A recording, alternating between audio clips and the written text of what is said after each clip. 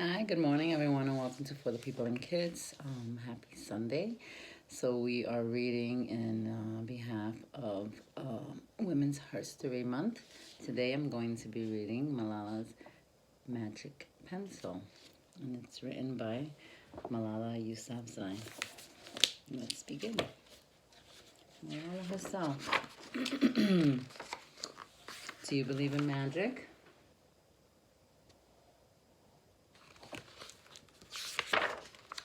When I was younger, I used to watch a TV show about a boy who had a magic pencil. If he was hungry, he drew a ball of curry and it appeared. If he and his friends were in danger, he drew a police officer. The boy was a little hero, always protecting people who needed help. How I wanted a magic pencil too.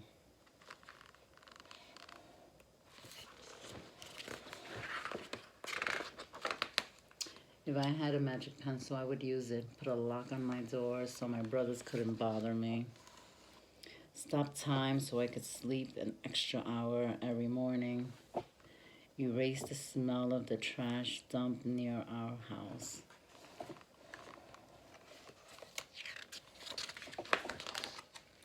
And I would use it to make other people happy. I would draw the most beautiful dresses in the world for my mother, the best buildings in the valley for my father so he could open many schools where children would study for free. A proper ball so my brothers and I no longer had to play with an old sock stuffed with rubbish.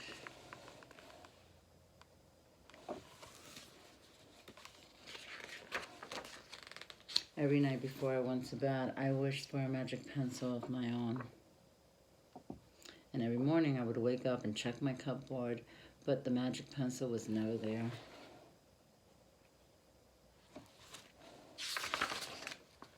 One day, I was throwing away potato peels and eggshells at the dump. I was wrinkling my nose, swatting away flies, and making sure I didn't step on anything dirty in my nice shoes when I saw a girl about my age sorting through the trash into piles.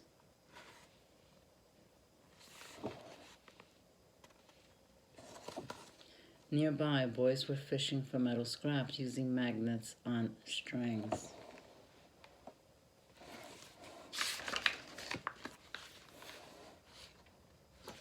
When my father returned home from work, I told him what I'd seen. It made him sad. Abba, I said. Yes, Johnny? He said back, I always liked when he called me dear one. Why hadn't I seen that girl in my class? Because, he said. But he didn't finish right away. Because, Johnny, in our country, not everyone sends their daughters to school, and some children must work to support their family. Those boys will sell the metal scraps they find. If they went to school, their families would go hungry.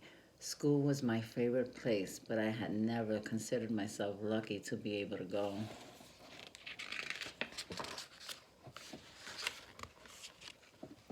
My father had always said Malala will live free as a bird. Now I wonder how free I'd truly be. That night, I thought about families who didn't have enough food and the girl who couldn't go to school, and even about how when I was older I would be expected to cook and clean for my brothers because where I came from, many girls weren't allowed to become what they dreamed of.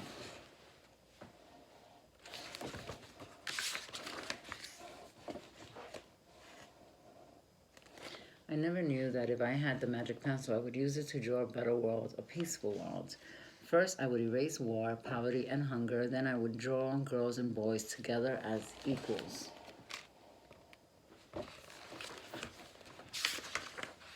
Over the next few years, instead of wishing for a magic pencil every night, I worked hard in school every day. I wanted to be one of the top students in my class.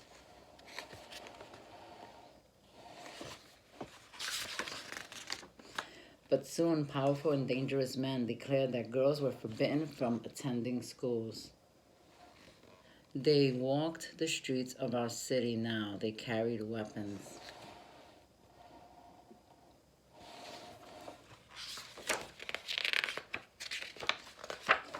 One day, one by one, girls stopped coming to school. Abba, where are all the students? They don't feel safe here anymore, Johnny. How could a few men stop all the girls in our valley from going to school? If more people knew what was happening to us, I thought they might help.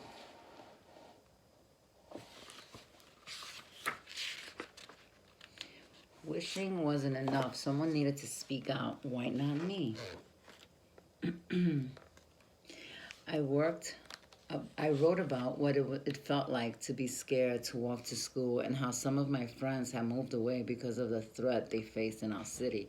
I wrote about how much I loved school and how proud I was of my uniform.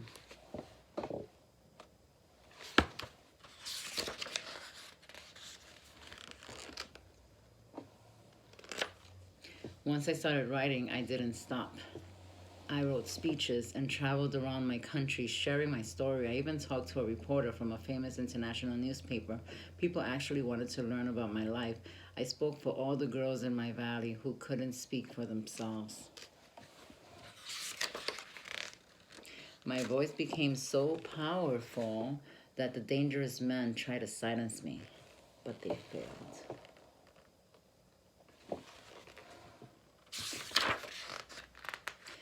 And now my voice is louder than ever, louder because people have joined me, and together we make a chorus, standing up for what we believe. We raise our voices for those in need, help people in danger, and even if they are an ocean away, think of the world as a family. That's wonderful. Do you still believe in magic? I do.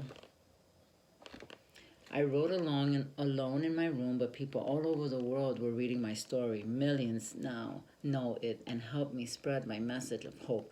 I had at last found the magic I was looking for in my words and in my work.